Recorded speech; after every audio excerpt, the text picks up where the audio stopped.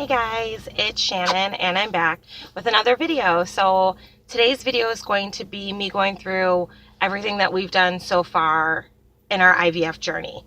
So the first thing that and notes again, I apologize, but this is the only way that I can remember in order that everything had happened. So March 1st, I actually had my first consultation with my doctor. And I went into that appointment just thinking that I was going to be talking with the doctor and kind of telling him everything about my past. If you missed my video before this, I kind of went through my history with why we're needing to do IVF. So if you wanted to check that out, you'd probably be more caught up on everything. It'd probably make more sense to do that one first. It's only like a 7-minute video, so it's not anything too crazy. So March 1st is when I had my consultation. So I thought we were just going to go in and talk with everything, but I actually ended up doing a pap smear, and I don't handle those very well. I'm kind of an emotional mess when it comes to physical exams like that. So that was a little crazy. And then I actually also had an internal ultrasound done. And this was the start of the most roller coaster emotion day that I have ever had in my entire life. So they were doing the ultrasound, and my mom was with me that day because my husband had to work. So they were doing the internal ultrasound, and the doctor looks at the nurse and he whispers, she needs to take a pregnancy test. And I'm just laying there because it's been 8 years of us trying to have a baby. What are the chances of when we finally decide to do IVF that this is the chance that we'd be getting pregnant? I'm like, you've got to be kidding me. And I just started crying. I'm like, so you think I'm pregnant? And he told me that there was something in my uterus and we needed to figure out what it was, and that he thought it was a baby. So my mom and I are both crying because I'm so excited, but I'm trying not to get my hopes up too high because you never know. You don't, especially with my history of all the ups and downs. So after the internal ultrasound, me and my mom were just in the room crying together, and then they actually have me do a pee test. And go figure, I just went to the bathroom, so I'm chugging water trying to do a pee test. So it was negative. And I was just thinking, well, maybe it's because I just went to the bathroom before I went to the doctor and I just drank all this water. And they say when you take a pregnancy test, you should do it first thing in the morning because then it's the fresh pee. So then I start crying because that was negative. And then he said that he would have me do a blood test to double check that. But then once the pee test was negative, it's like his emotions completely changed and was just acting like there wasn't a possibility of me being pregnant. So that was insanely frustrating because I was under the impression that he thought I was pregnant, and then that one was negative, but maybe it's because it's still too early. But now he's acting like it was no big deal.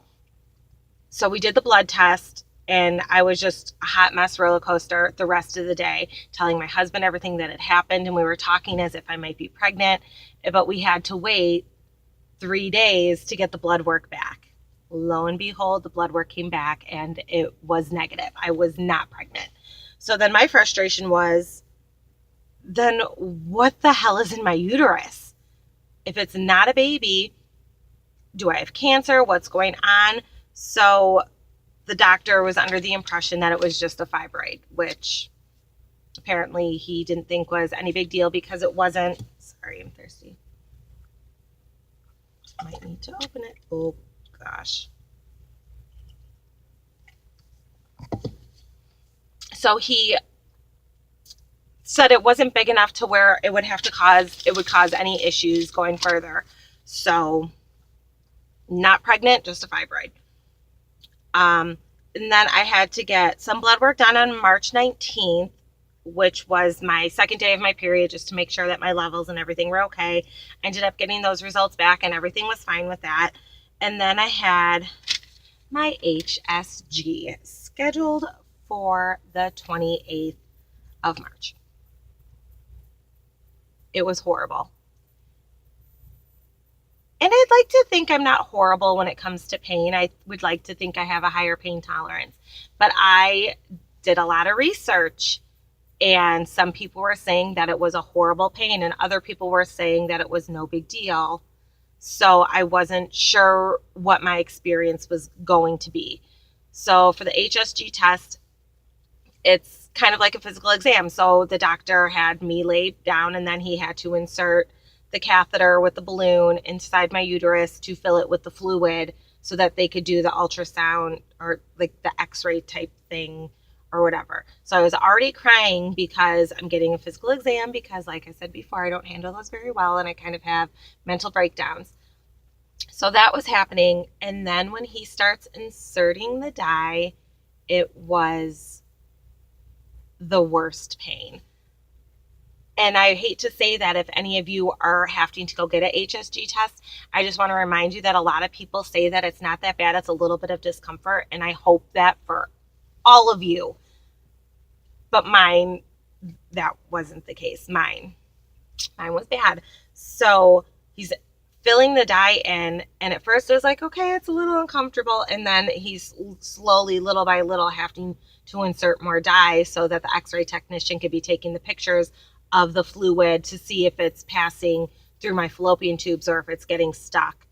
And I was just crying and screaming to make it stop, and they couldn't. We had to get this test done to see everything that was going to happen. But come to find out that my one fallopian tube that I have was the fluid was not going through it. So that's why I haven't been able to get pregnant. My one fallopian tube was damaged. And then I basically felt sick all weekend. I was cramping on and off all weekend.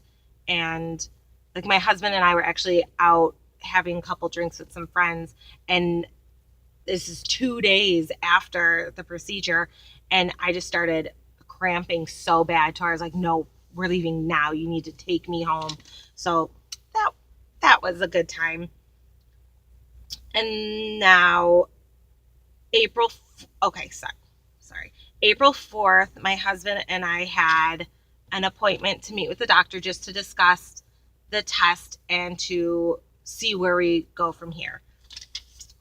And so April 4th, we went and had that consultation, and it turns out my fallopian tube, because remember I only have one, my fallopian tube, there's fluid in it or something like that. So he said that if he were to insert an embryo into my uterus, there's a very good chance that my fallopian tube's fluid could flush out the embryo.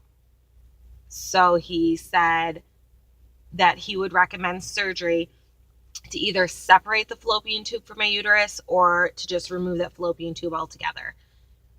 And at first I was kind of like, well, but then that means that there's absolutely no chance that I could ever get pregnant on my own if IVF didn't work. And if we wanted to keep trying naturally, obviously, if you have no fallopian tubes, that's not even a possibility. And then my other concern was the surgery that I had 6 years ago. 8 years, sorry. 8 years ago, I basically have like a C-section scar. Like they sliced me open. I was on bed rest for 4 weeks. I couldn't work for 6 weeks. It was a horrible, horrible pain. And I was like, I don't want to volunteer for a surgery that's going to make me feel like that again. And when my husband had told me, he's like, well, I completely respect any decision that you make. It's your body. If you decide that you don't want to have surgery and you just want to stop this whole process, that he was saying that he would support me 100% and he would never bring it up again because it's my body, my choice. So I respected him so much for saying that. But it's also hard because then that decision's put on you, what you're willing to do. So when we were talking with the doctor, he had just told us that without this surgery, there's a good chance of like a 25% chance of IVF being successful for me. But if I have the surgery, it's a 50% success rate chance for me. And remember, I only want to do this once. So why would I shoot for 25% when I could have 50%? And he told me that there's a 90% chance that he'll be able to do it all laparoscopically, which was great to hear. He said you never fully know what you're getting into until you're in there. So he would give me a 10% chance that maybe we would have to be fully sliced open. But we're gonna take the risk. My surgery is actually tomorrow. I'm scared, nervous, like everything else in this journey has been so far, but we're gonna give it a go. And my surgery is scheduled for 1:00 tomorrow, and we're gonna do the damn thing. And my insurance covers it, which is amazing. My husband is in a union, so we have great insurance. So thankful for that.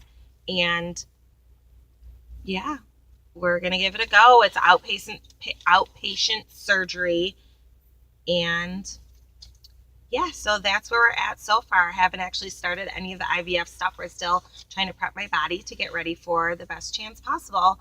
And I will update you guys after surgery, and hopefully it's not horrible.